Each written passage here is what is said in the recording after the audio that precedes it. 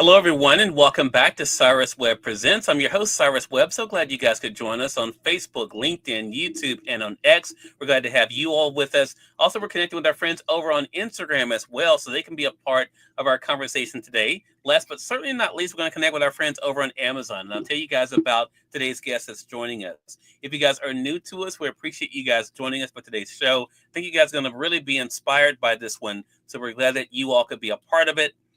And we're now live on the Amazon Live platform here for Cyrus Webb Presents. Glad to have you with us on Amazon. If you guys are new to us on the Amazon show, make sure you guys do hit that follow button. You see it either here in this corner or down below. You also will see the new book that's out today by our next guest. We're excited to welcome Gary Zelinski to our broadcast today. He's celebrating his brand new book, A Walk Among Heroes. We're going to talk to Gary not only about the writing of the book, but what's been like for him to think about the idea of those who have not only inspired others, but also set the example for so many as well. If you guys are just finding out about Gary and his book, of course, we'll let you guys know how to stay connected with him too.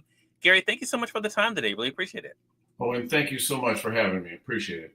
Well, look, excited about being able to speak to you. I was sharing with you. I love talking to authors, especially on Pub Day. I know it's an exciting time. You put in so much work into this book, Gary. How does it feel to be able to finally share it with the rest of the world? Well, sorry, thank you. The walks themselves took over 10 years.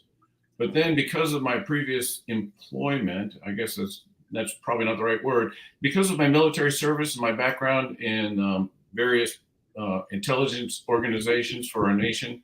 It was delayed by a year so government censors could review it and cut out the things they didn't like. So it's taken a long time. Yeah. I think what is so interesting about your story, and I was saying to you, shout out to your publicist, Javier Perez. I was saying, Javier is someone that when he was first pitching the book to me, I was fascinated about it because there are things we hear about, right? I've only, visited Arlington National Cemetery once, Gary, but a lot of times we hear the names of these places. We don't think about what they represent and who is there. Right. Talk to us about that experience for you to go beyond the name of a famous cemetery and to really think about the people there and their lives.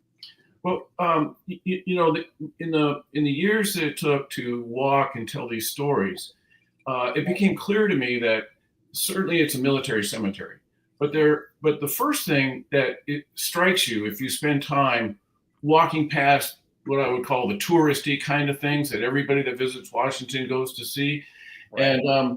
and Cyrus, let me just illustrate it this way: the cover of this book is the back of the headstones at Arlington, and if you can see it clearly, you'll see wife of, spouse of.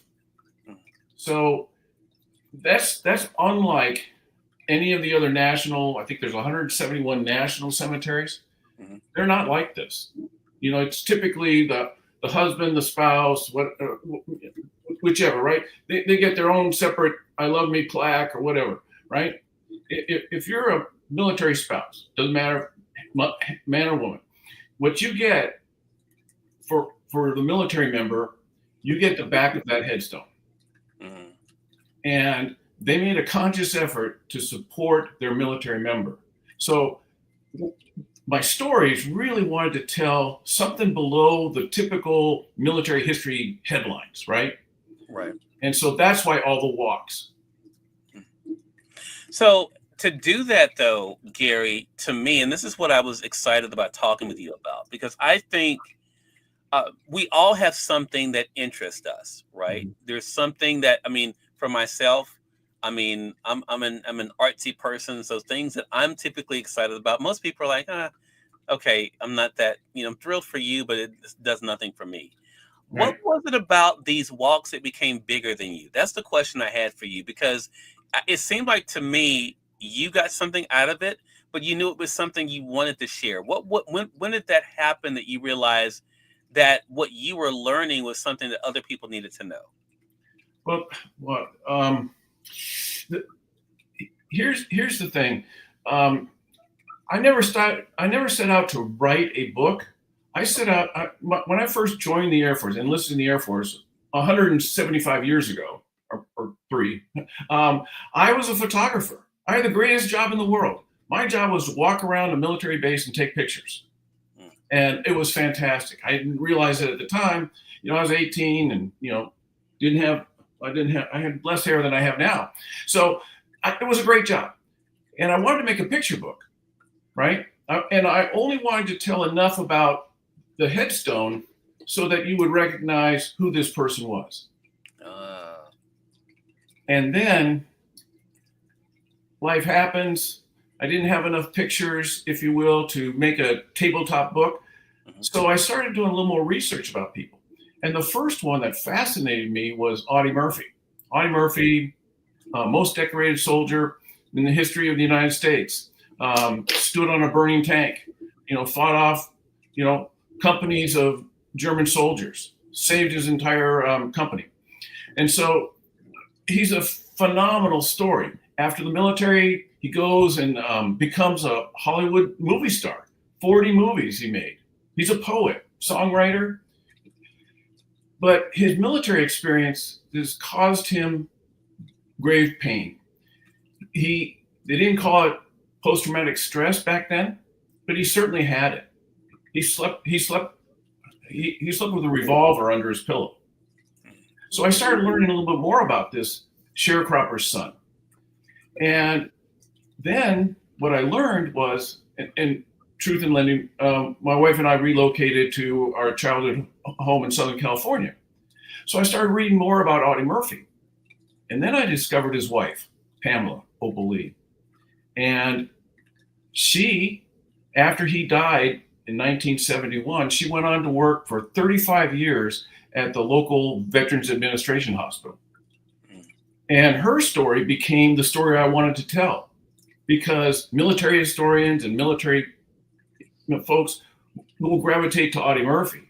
I wanted a wider audience to understand the sacrifice and service that Audie's wife made to our country, because those are the types of stories that are just not told. So real quickly, Cyrus, Pamela Opal Lee worked for 35 years for the Veterans Administration Hospital in Sepulveda, California. She was basically a greeter. She would be the traffic cop, directing veterans for service to this clinic or that clinic. But she was tenacious. And if a soldier was waiting for too long, in her view, just in her view, she would grab the collar of that soldier and drag them into the doctor's office and said, "This is my soldier, you see them now." Wow. The administration didn't particularly care for her, right? They wanted to let her go. What happened next was hundreds of people showed up at the entrance of the hospital and said, "Not our Pamela. We won't. You can take anybody else, but don't take her." And she survived him for 35, 36 years and passed away quietly. She's buried not too far from where we relocated at Forest Lawn. So on Memorial Day, a couple of years ago, we decided we would do the same thing that happens at Arlington, put a flower and a flag at her grave. She's a phenomenal person, and her story deserves to be told. Well, and what you just said seems to be a big part of this story. And I want to say hello to you guys over on YouTube. So glad you guys could be with us. Those joining us over on Facebook, we're glad you all could be with us. LinkedIn, X, hello to you.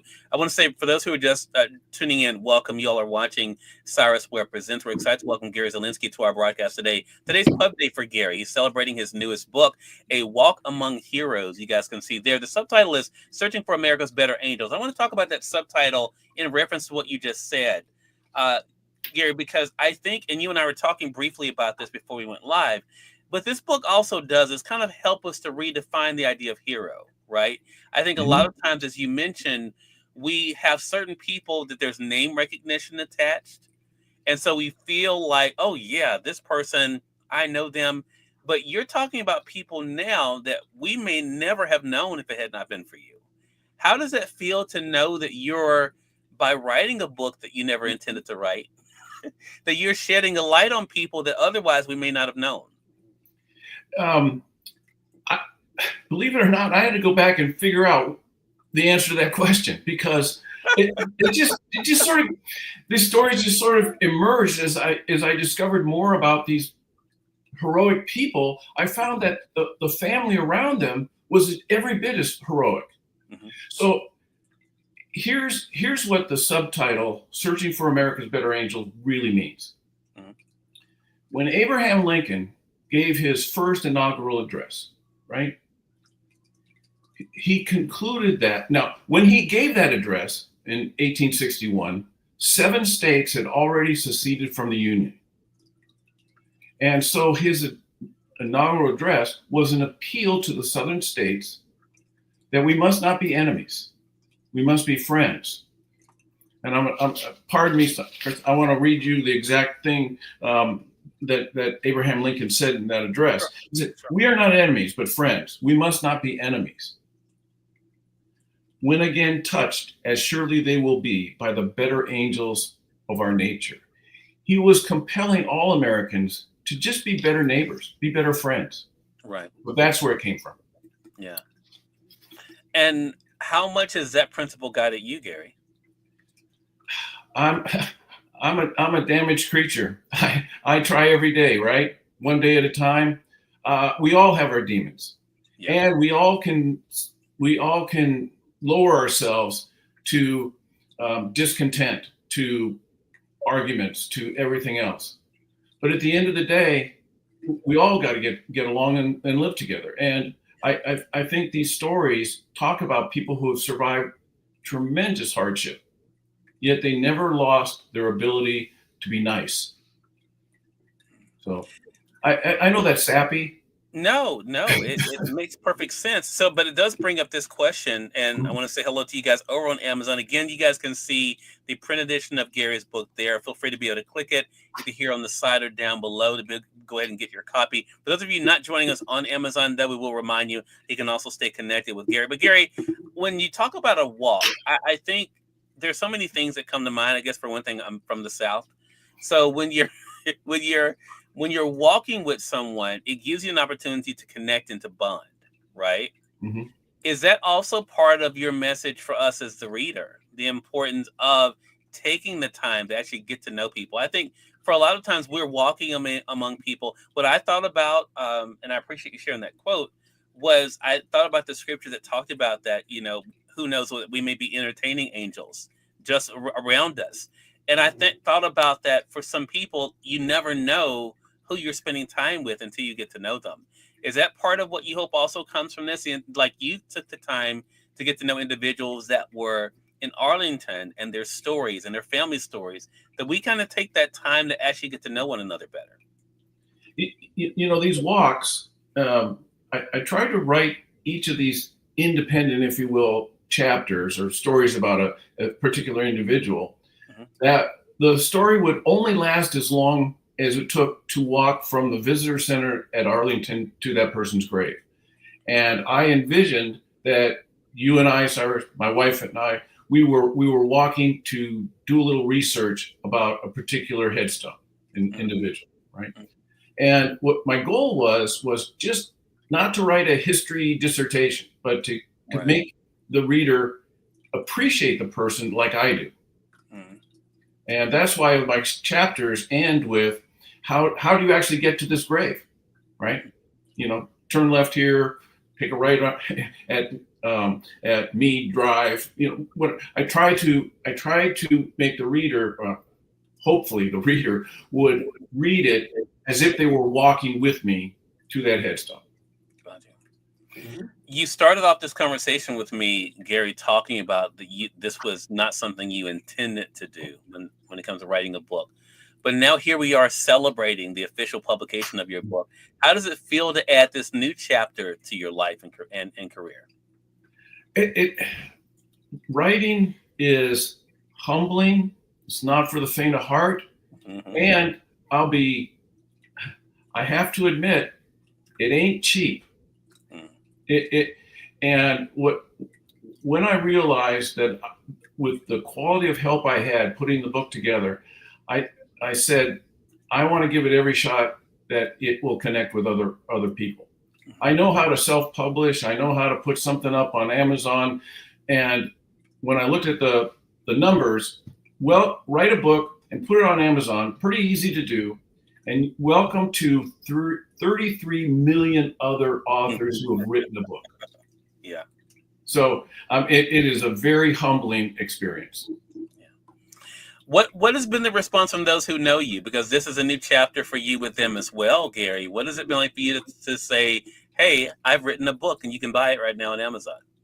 Well, first off, my other 3 books, my mother's bought 6 copies. So this one's going to, have a tall mountain to climb to pass that. So, you know what? It's reconnected me with friends that I've had 40 years ago who've reached out, and I'm not a social person. And what I found over the years and all the military moves that my wife Lillian and I have made is we're always leaving somebody behind. We're always leaving our connected military family behind, and that's tough. Then you have to establish reconnections. And writing the book and connecting with people I haven't talked to in 40 years is it's refreshing. Have you? I'm sorry. I'm sorry. No, I'm done. I'm just going to ask you because I thought about that as you were just saying that.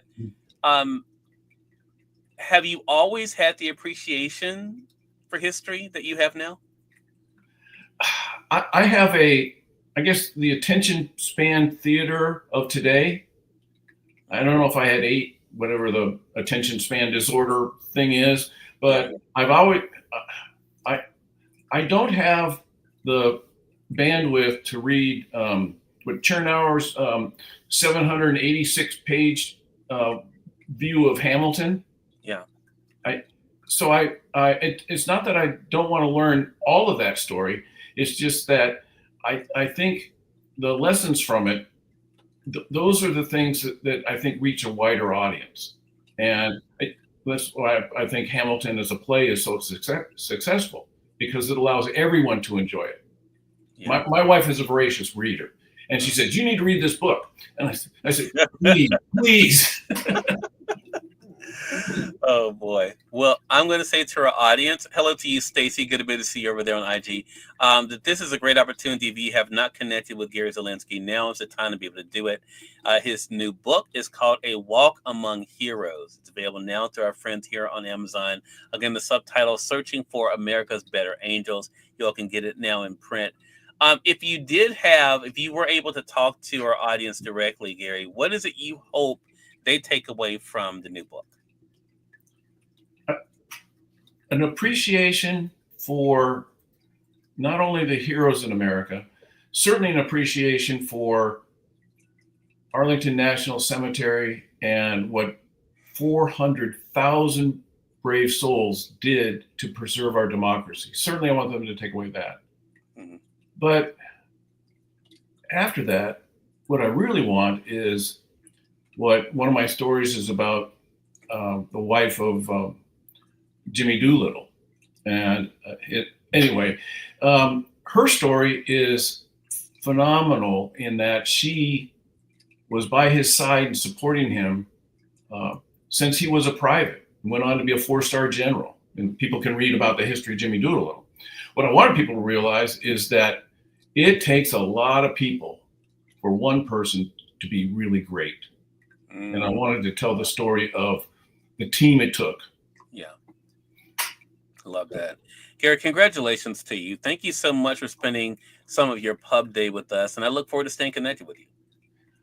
Me too. Thank you so much, Cyrus. More than welcome. And we thank your audience for tuning in to another great segment of Cyrus Webb Presents here on Amazon Live. Again, if you guys came in late, don't worry. The replay will be available no matter what platform you're joining us on. But until next time, you all make it a great one. We'll talk to you soon. Take care. Bless you, my friend.